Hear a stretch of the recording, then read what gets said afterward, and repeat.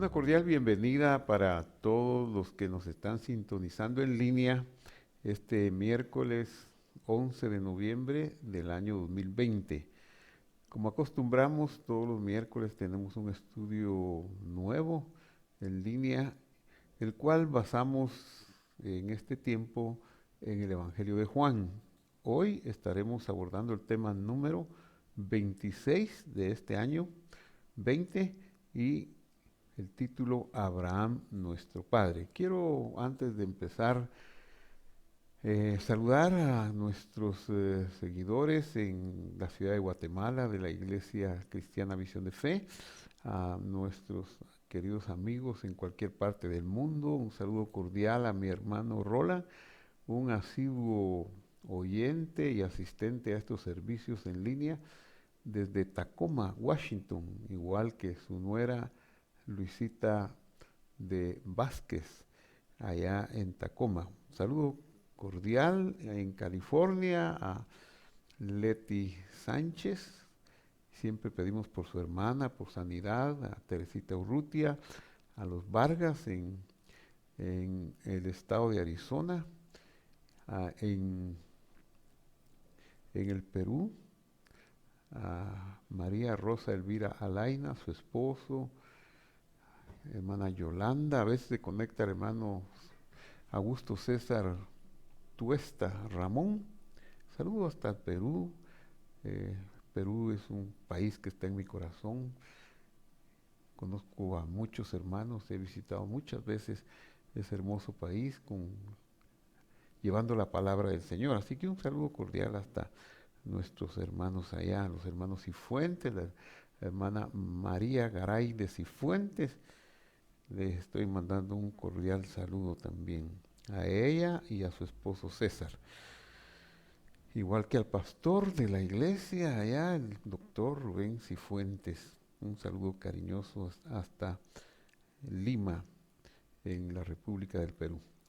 Bueno, después de mi corto saludo, como decían las misivas antiguas, quiero hacer una oración. Padre que estás en el cielo, te damos gracias por este día hermoso que nos has dado para meditar y para aprender tu instrucción, y como son instrucciones tuyas, me corresponde pedir tu ayuda y auxilio para entender, para transmitirlas, para expresarlas y para que quienes reciban esta emisión, este programa, este estudio, también sean beneficiados con tu espíritu para tener también ellos un espíritu de entendimiento sobre lo que hablaremos. Gracias, Señor, en el nombre de Jesús. Amén. Muy bien, había dicho que el tema de hoy es Abraham, nuestro Padre. Vamos a leer algunos versículos del Evangelio de Juan. Juan 8:39 dice: respondieron y le dijeron. Hay un diálogo entre el Señor Jesús y los que estaban viéndole ahí en la ciudad de Jerusalén, que estaban discutiendo con él. Nuestro padre es Abraham. Y Jesús les contestó: si fuerais hijos de Abraham, las obras de Abraham haríais. Hoy voy a estudiar un poquito acerca de este diálogo, pero también acerca de la historia de Abraham, de nuestro padre Abraham. El Evangelio continúa relatando el diálogo de la manera siguiente: pero ahora intentáis matarme, a mí que os he hablado la verdad. Es curioso, ¿verdad?, cómo es posible que las palabras del Señor Jesús no hayan sido recibidas. Y a veces pensamos: ¿cómo no las recibieron? Yo las hubiera recibido. Es que no las hubiéramos recibido.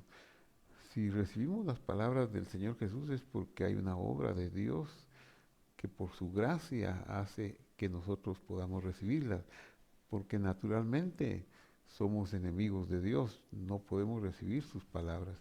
Él estaba en, en persona, en ese tiempo, en una forma humana, y no recibían sus palabras, no obstante que él hablaba la emet, o sea, la verdad. la cual he oído de Dios. No hizo esto Abraham. Está diciéndoles que Abraham, realmente si ellos fueran hijos de Abraham, las obras de Abraham harían, pero ellos no, quieren matarlo. No hizo esto Abraham, mire qué cosa tan profunda la que le está diciendo, vosotros hacéis las obras de vuestro padre. Esto los confrontó mucho y lo niegan y justifican y dicen, no, a saber a quién nos vas a poner por padre. Y por eso contestan, nosotros no hemos nacido de fornicación, no somos producto de un pecado. Un padre tenemos, Dios. Eh, bueno, todos eh, muy efusivamente, Dios es nuestro Padre. Pero Jesús les dijo, si vuestro Padre fuera Dios, entonces me amaríais. Es una cosa muy interesante. Si tenemos a Dios por Padre, al Mesías, al Señor Jesús, lo vamos a amar, porque Él y el Padre son una misma cosa. Que el Padre represente todas las promesas y los juramentos que se quedaron en el cielo mientras Él venía en la tierra disminuyendo su honra, eso es diferente, pero son lo mismo. Entonces no podemos nosotros en la persona del Mesías, del Señor Jesús, aborrecerlo y decir que amamos a Dios, porque es una incongruencia, producto de una oscuridad espiritual. Por eso Jesús les dice, si vuestro Padre fuera Dios, entonces me amarías, porque yo de Dios he salido y he venido.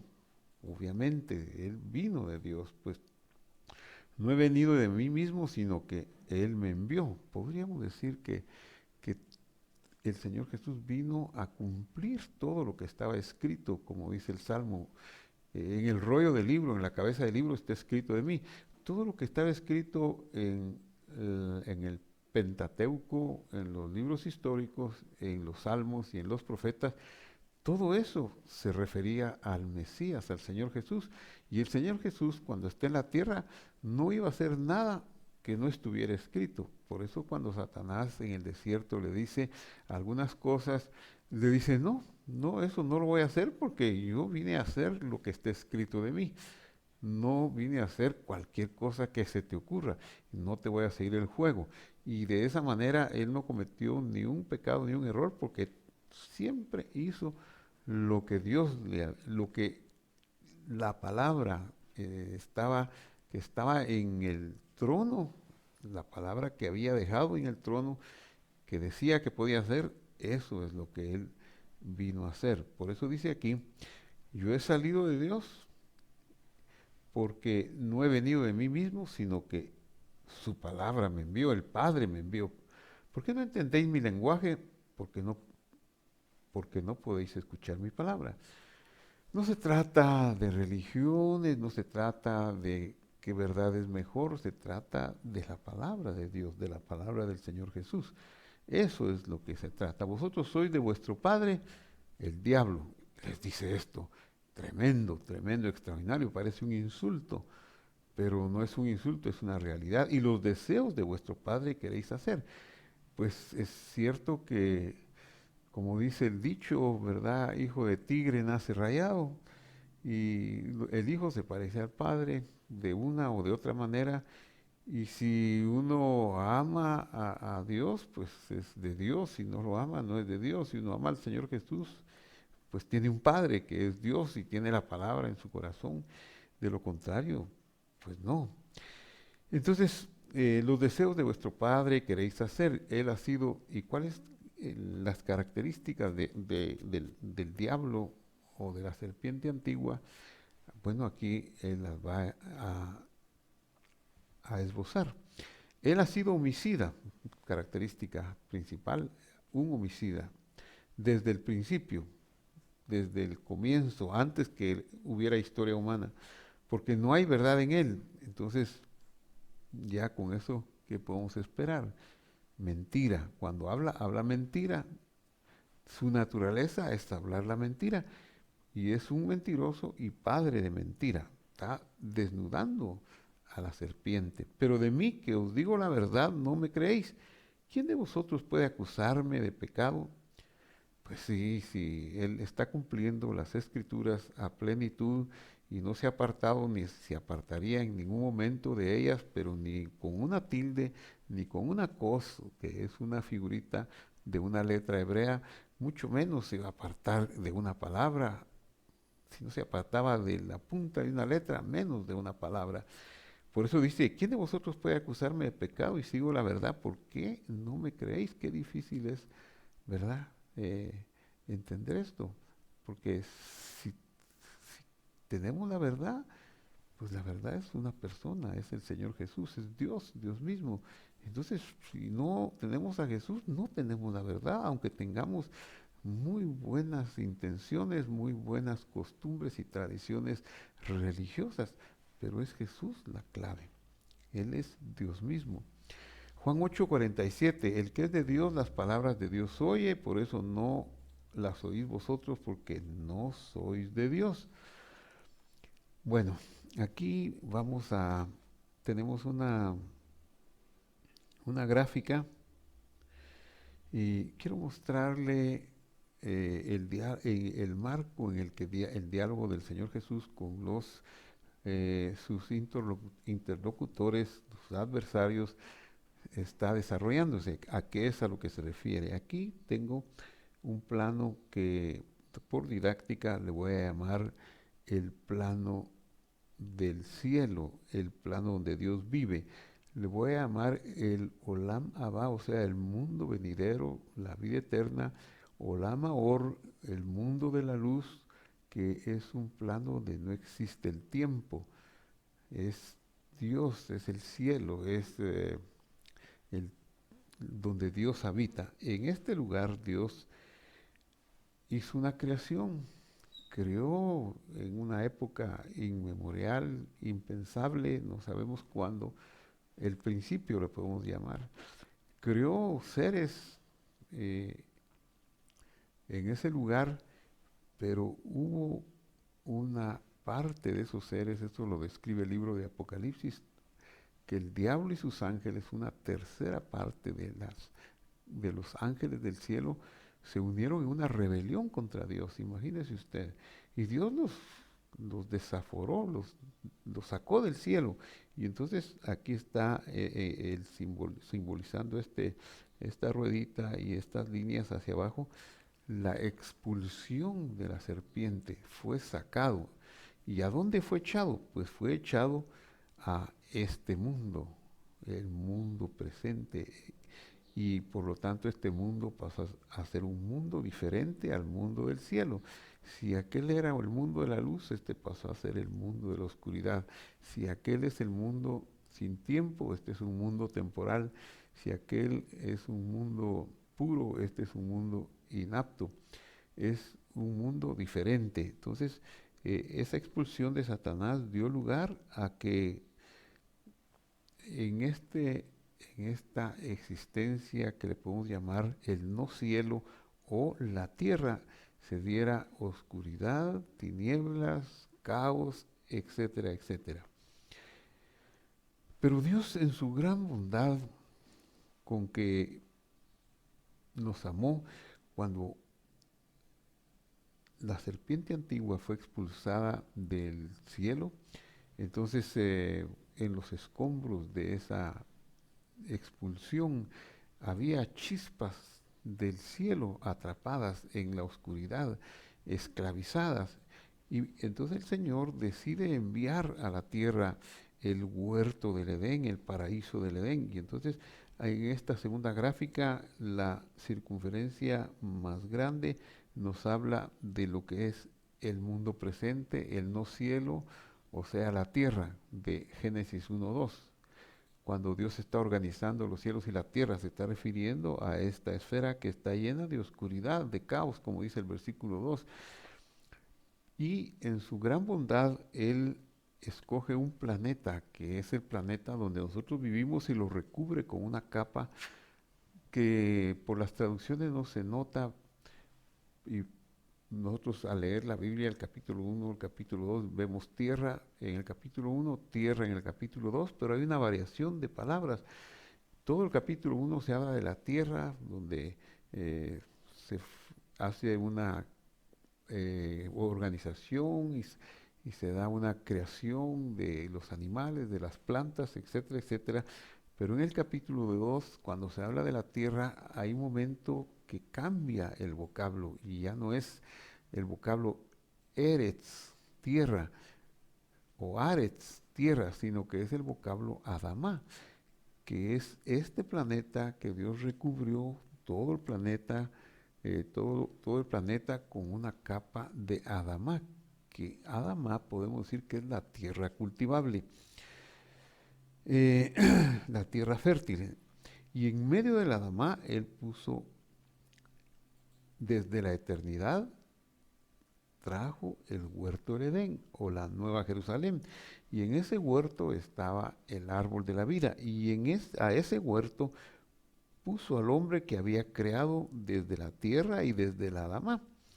Lo pone para poder cuidar el huerto. Esto lo hemos explicado en estudios anteriores, pero es necesario quizá hablarlo muchas veces más para poder fijarlo en nuestro corazón. Entonces pone al hombre en el huerto y no es que haya una esquizofrenia en el mandamiento que le dice todos los árboles puedes comer, pero el árbol de la ciencia del bien y el mal no comerás, porque el día de que de él comas morirás.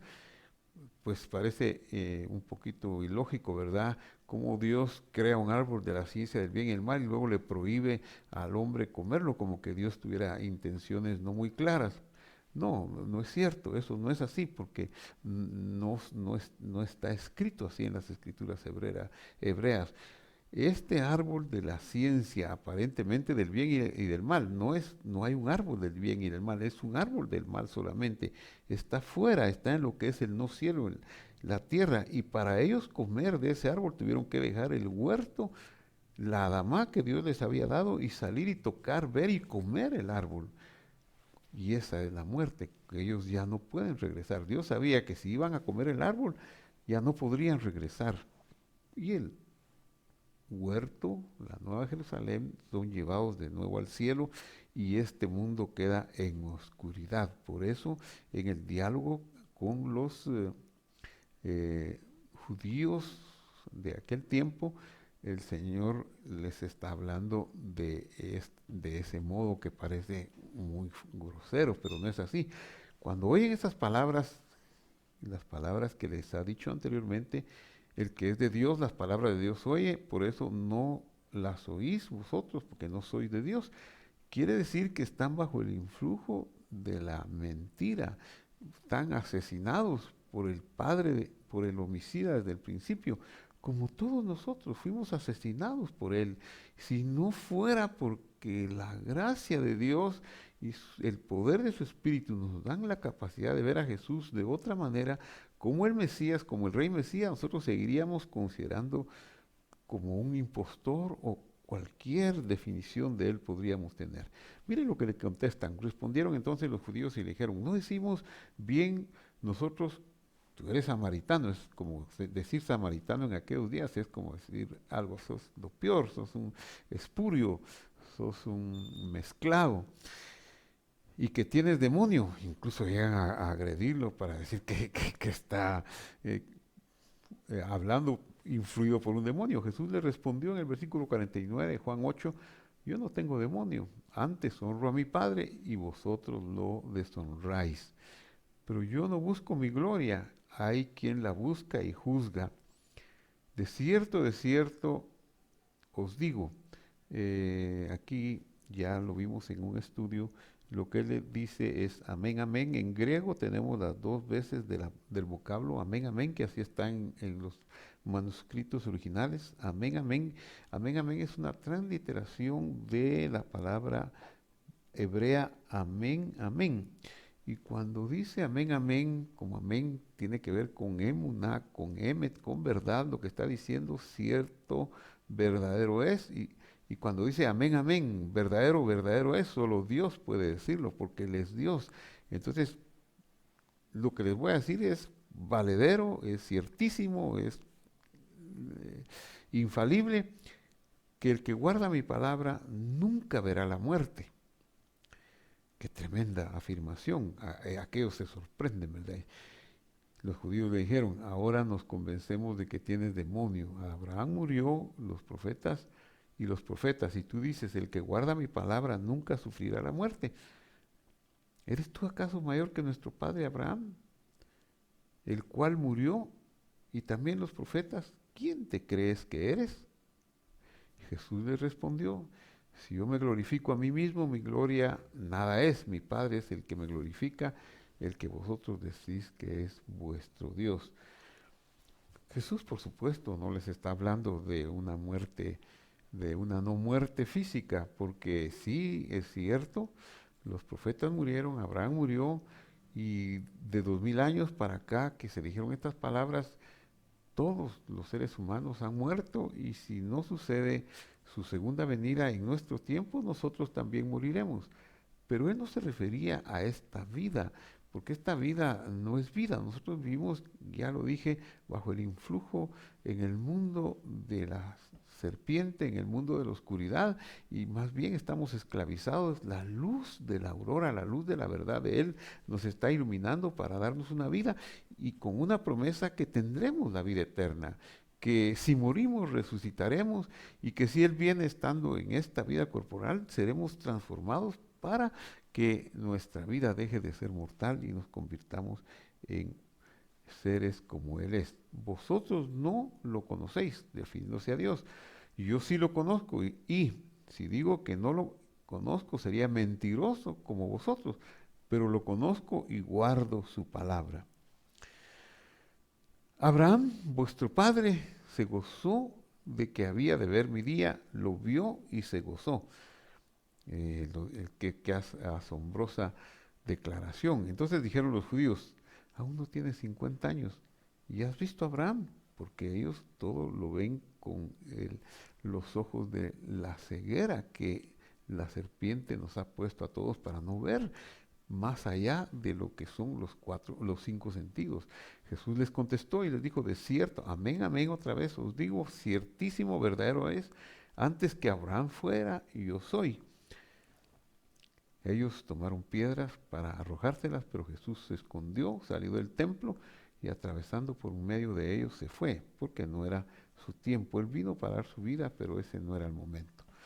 En los minutos que me restan quiero abordar un poquito sobre el padre Abraham y cómo es que estamos relacionados nosotros con él. Entonces voy a hacer un recuento de la historia de Abraham. En Hechos capítulo 7, versículo 2, Esteban dijo, hermanos y padres, oíd, el Dios de la gloria se apareció a nuestro padre Abraham cuando aún estaba en Mesopotamia.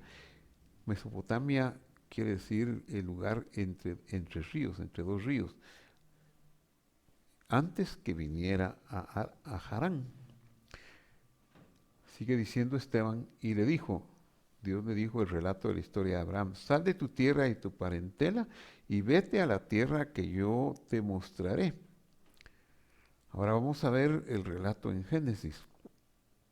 Y el relato en Génesis dice, el Señor había dicho a Abraham, ya empalma esto con lo dicho por Esteban. ¿Qué le había dicho el Señor a Abraham? Vete de tu tierra, de tu parentela, de la casa de tu padre a la tierra que te mostraré. Voy a analizar este versículo. En primer lugar, voy a ver la expresión vete, vete.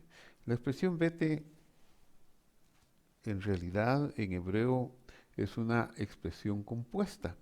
Es una expresión compuesta, pues tiene dos vocablos, lej, lejá, donde lej es el imperativo del verbo ir, andar, caminar. Por lo tanto, si es imperativo sería vete. En imperativo, Dios diciéndoselo a Abraham, segunda persona singular. El verbo es halaj, y el verbo halaj significa pues lo que ya dije, caminar, andar, y lejá, que es la otra parte de esta, que se tradujo solamente como vete, es una preposición pronominal que significa para ti. Nunca lo vamos a ver en castellano porque nunca lo tradujeron así en ninguna Biblia que yo haya visto en castellano. Solo dicen vete de tu tierra y tu parentela, pero realmente le está diciendo vete para ti. Vete porque algo así como te conviene irte, te conviene obedecerme cada vez que yo te digo algo, es por tu bien, no estoy buscando algo para mí, sino algo por ti. Muchas veces aparece esa preposición o esa proposición pronominal en muchos de los mandamientos que Dios le da a Moisés. Dice, lejá, haz esto, lejá, hazlo para ti, hazlo para ti. Cuando yo estudiaba el curso y me tocó estudiar este versículo, el curso de hebreo en la Universidad Hebrea de Jerusalén, me costó mucho entender porque se parecen tanto, son las dos mismas palabras, las dos mismas letras que están en las dos palabras. ¿Cómo me costó entender que la primera era un verbo, que por ser imperativo cambia la forma y se pierden algunas letras, y la segunda era una preposición pronominal? Pero cuando lo entendí, se me abrió la, la gloria de Dios para ver este versículo de otra forma diferente. Entonces dice en Hechos, continuando con el relato de Esteban, salió de la tierra de los caldeos, habitó en Harán, o Harán, como dice el original, y de ahí cuando murió su padre, Dios lo trasladó a esta tierra en la cual vosotros habitáis. Y lo que quiero empezar a enfatizar es que Abraham fue producto de la gracia de Dios. Dios lo hizo todo. Dios lo trasladó, Dios le dijo, Dios le instruyó y Dios lo trasladó. Y le dijo, volviendo a Génesis, al relato de Génesis 2:2, haré de ti una nación grande, te bendeciré, engrandeceré tu nombre y serás bendición. Vamos a sacar el jugo de estas palabras del versículo 2 de Génesis. Veamos estos comentarios. Génesis 2:2, haré de ti una nación grande. Primero, la palabra nación es la palabra goy, goy que significa, es un sustantivo masculino, singular, absoluto. Absoluto quiere decir que no tiene sufijos pronominales, que está puro, que significa nación extranjera, y de aquí la palabra gentil. Entonces Dios le está diciendo a Abraham que va a ser de él una nación gentil, muchos gentiles, no va a ser una nación, como pudiéramos pensar, solo de judíos o solo de rubenitas, no, una nación gentil. Está pensando en todo el mundo, por eso le puse al título Abraham nuestro padre, es nuestro padre, porque Dios en él comenzó a hacer una obra para alcanzar a todas las naciones, a todas las gentes. Continuando los comentarios del versículo 2, te bendeciré.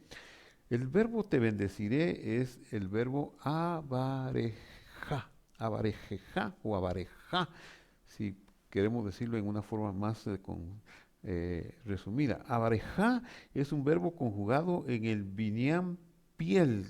La peculiaridad de este binyamin es que es intensivo. Yictol, que es futuro, cuya raíz es baraj.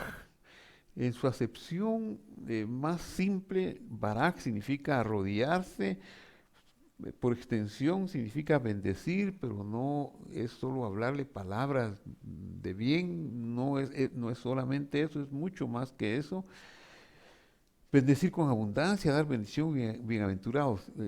Hay un caso en las escrituras cuando Jacob adopta a los hijos de José y los atrae hacia sus rodillas para bendecirlos cruzando las manos. Es un caso muy, muy bonito.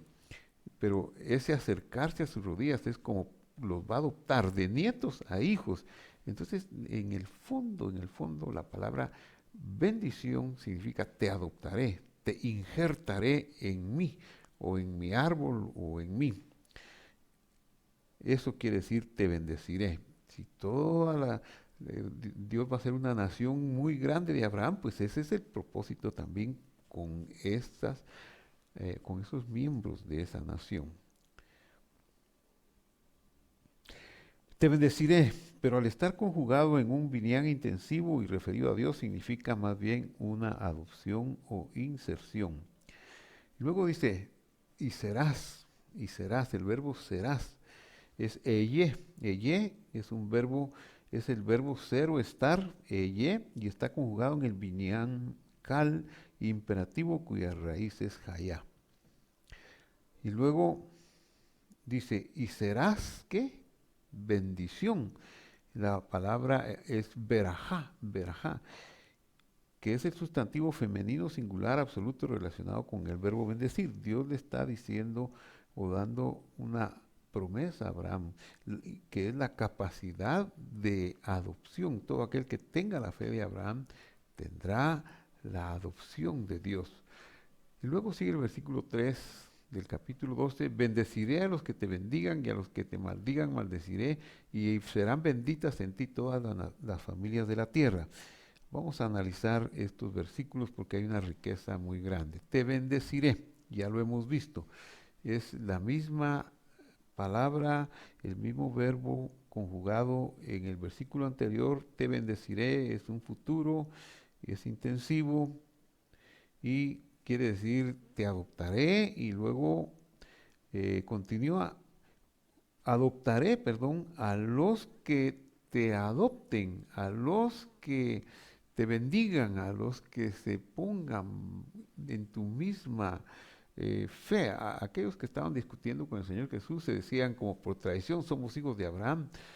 Bueno, y nosotros decimos por tradición no somos hijos de Abraham. Pero si tenemos la fe de Abraham, si creemos en el Señor Jesús, entonces como que si somos hijos de Abraham. No importa que no hayamos nacido de una de las 12 tribus de Israel, o puede ser que tengamos algunos genes de ellas, porque se perdieron 10 tribus, no lo sabemos. De todas formas, si tenemos en nuestro corazón la vista y la mirada hacia el Señor Jesús como el Dios redentor, definitivamente somos hijos de Abraham. Entonces, los que te bendigan, me barejeja, es un participio plural de bianim, piel intensivo, que podría traducirse tus bendicientes, tus adoptantes, esos también yo los adoptaré. Y los que te maldigan, la palabra que sale aquí en el hebreo de Génesis 12:3 es mekalelja, mekalelja, mekalelja, que quiere decir, bueno, antes de decir es un participio. Participio significa que puede ser a veces verbo, a veces sustantivo. Participa de ambas cualidades. Un participio del binyan, piel, que es intensivo, maldicientes a los que te maldigan. Pero ¿qué significa la palabra, la raíz de esta palabra? Mecaleja, mekalelja, significa, la raíz es calal y significa disminución de la honra a través del desprecio y de la injuria. A los que te hablen mal de ti, a los que te menosprecien, Abraham, a los que no crean en tu llamamiento, pues, ¿qué va a pasar? Yo también les disminuiré su honra. El verbo maldeciré aquí es arur, la raíz de la palabra es arur. Es un verbo conjugado en el futuro, binyan kalf yictol, que quiere decir futuro, y su raíz es arar, que significa abominar, desarraigar, desconectar. Es decir, que el que no acepte la fe de Abraham será desconectado de la fe de Abraham. Y serán benditas, la última frase del verso 3, y serán benditas en ti todas las naciones de la tierra, ¿verdad? Entonces, la palabra siempre es el verbo verajá, pero conjugado en un binyan de voz pasiva, cuya acción no es realizada por el sujeto, sino que alguien más la realiza. Y serán benditas nibrejú, las naciones de la tierra, las familias, todas las familias de la tierra. Y aquí sale la palabra Adamá, o sea, esa tierra cultivable que mencionaba al principio. Adamá y familia es Mishpejot. Ahora lo voy a empalmar con Gálatas 3:13. Este versículo tiene especial significado para mí, ya que cuando comenzamos con Juan y la iglesia Visión de Fe, Este versículo fue nuestro lema. Claro, no lo conocíamos como lo conocemos hoy, pero ya aún con solo conocer sus traducciones en español nos tocó el corazón, nos eh, impactó, nos flechó, como dice la escritura acerca de la palabra instrucción de Dios, de tal manera que se hizo lema y se hizo nuestro versículo de fundación de la iglesia. El versículo dice, Cristo nos redimió de la maldición de la ley, haciéndose maldición por nosotros, pues está escrito, maldito todo el que es colgado de un madero. Lo vamos a desglosar. Cristo nos redimió, es decir, nos compró y nos sacó de la maldición. La palabra maldición aquí es arar, que es desarraigar, o sea, nos compró de estar separados o desconectados de la ley de Dios. La ley de Dios es su instrucción, es su palabra, es el Pentateuco, es su Torá. Y como nosotros estamos sin esperanza, estamos bajo el dominio de la serpiente, cegados en nuestra visión respecto a Dios, separados del árbol de la vida, separados del cielo, sin esperanza, como ya dije, muertos en delitos y pecados. Entonces el Señor Jesús, esa fue su misión de venir a la tierra. El árbol de la vida que es Él, vino a la tierra para que pudiéramos nosotros tomar de su fruto. Él dijo, yo soy la luz del mundo, de su luz, de su fruto, su verdad, y poder dejar de estar ciegos y ya no mirar al que nos asesinó, al padre de mentira y asesino desde el principio, y tener esperanza de una vida diferente, una vida nacida por la voluntad de Dios y por su amor. Para hacer eso el Señor se hizo maldición por nosotros, porque está escrito, maldito todo el que es colgado de un madero. Este es un juego de palabras, pero si no conocemos el hebreo, no nos dice la riqueza que se contiene. Y aunque ya a nosotros nos bendijo en el inicio de la iglesia, pero la riqueza, cuando entendí el hebreo, eso fue inapreciable. Entonces, él se hizo maldición porque está escrito en la ley de Dios, maldito todo el que es colgado de un madero. Esta es una cita de Deuteronomio 21, 23. Y lo voy a leer. Ki es una preposición porque kilalat es la palabra maldición, que significa disminuir la honra. Elohim es el nombre, es un nombre divino que nosotros le llamamos Dios, muchas veces lo traducimos como Dios. Talui quiere decir colgado. Entonces aquí literalmente dice, porque disminuida la honra de Dios colgado. ¿Y por qué digo de Dios? Eh, Disminuida la honra de Dios, porque esta palabra kilalat está en un modo constructo. El modo constructo es como para esta letra final, esta letra que suena como una T, es como nuestra preposición de, decir maldición de. En este caso sería disminuida la honra ¿de qué? De la palabra que siga, de Dios. ¿Y de Dios qué? De Dios colgado. Se estaba refiriendo a cuando Él habría de llevar nuestros pecados en su cuerpo sobre el madero en la cruz del Calvario. A eso se está. Entonces, ¿cómo nos redimió de la maldición? ¿Cómo nos redimió de estar desconectados de la instrucción de Dios? Disminuyendo su honra, naciendo como una semilla, siendo puesto como una semilla en el cuerpo de la Virgen Miriam o María, creciendo y portando nuestros pecados y derramando su sangre donde llevaba nuestros pecados en la cruz del Calvario. Ahí Él disminuyó su honra y esa fue la forma como Él se hizo maldición y esa fue la forma como nos volvió a conectar, nos compró, nos redimió y nos sacó de donde estábamos, muertos en delitos y pecados, en la oscuridad de Satanás, de la serpiente, nos sacó fuera a la luz de verlo como el Mesías, como el Salvador, como nuestro Señor.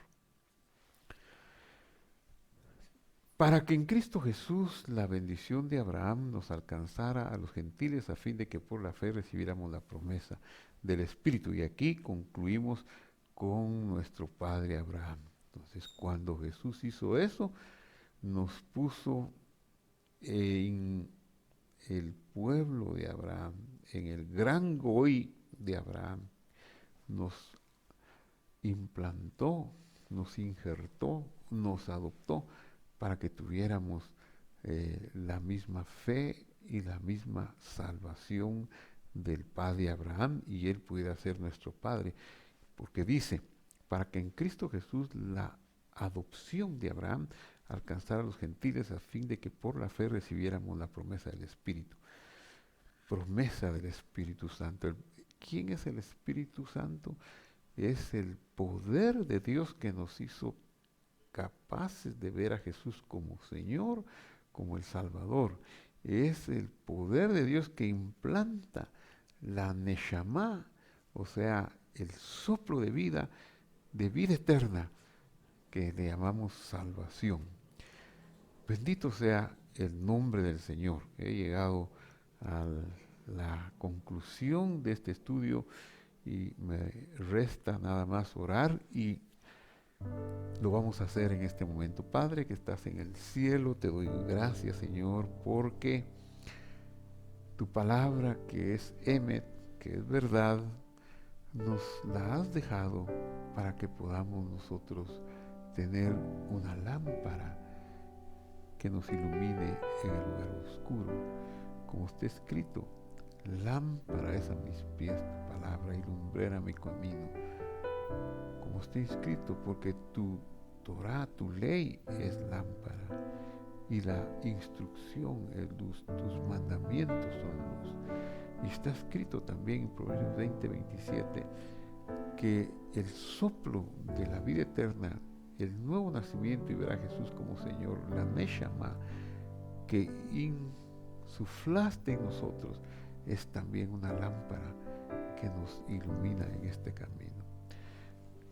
Ahora te pido, Señor, por los que han seguido este estudio, por los que están viendo este estudio, para que juntamente conmigo nos regocijemos de ser injertados en la gran nación de Abraham, de que podemos llamarle a Abraham nuestro Padre también, y que estamos en su pacto, porque con él iniciaste tú el llamamiento de una nación que incluiría a sus hijos, los 12 patriarcas, por supuesto, y hasta lo último de la tierra donde nosotros nos encontramos. Hoy estamos tan agradecidos que nos alcanzaste y nos miraste y nos atrajiste a ti.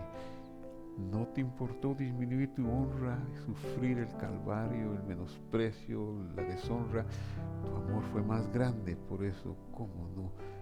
Hemos de concluir este estudio con gratitud. Gracias, Señor. No podemos pagarte. ¿Con qué pagaremos? Tu amor inmenso con que nos amaste, que diste tu vida cuando éramos viles, insensatos pecadores. No podemos pagarte. Bueno, ni estás esperando que te paguemos, pero tenemos gratitud y alabanza en nuestro corazón. Bendito seas tú, Dios de entrañable misericordia. Alabada sea tu bondad, tus entrañas de misericordia sean exaltadas y sean conocidas por todos los que vean este estudio, y que muchos lo vean para que puedan también darte gracias y alabarte juntamente con nosotros. Te pido por nuestros hermanos que están pasando enfermedades, tribulaciones y angustias, para que todos juntos, Señor, levantemos nuestra mirada, que si nos diste la vida, el soplo de la vida, nos darás también la salud, la provisión de todas las carencias que hoy nos parecen que son muy grandes, pero que son nada comparado con lo que ya nos has dado. Por lo tanto, Si nos diste la vida, nos darás vestido y nos darás comida. Si nos diste el cuerpo, nos darás también la ropa. Gracias, Señor, en el nombre de Jesús. Amén. Querido hermano, querido amigo, comparta este link, inscríbase, suscríbase, dele un clic ahí en el lugar adecuado para que le avisen de nuestro próximo estudio. Vuélvalo a ver, compártalo con sus amigos y hable de él, medítelo y disfrútelo. Nos vemos el próximo miércoles, pero antes también lo invito para que nos veamos el domingo en nuestros servicios en línea, nuestros 2 servicios dominicales de las 9 y de las 11 de la mañana, hora de Guatemala. Hasta la vista.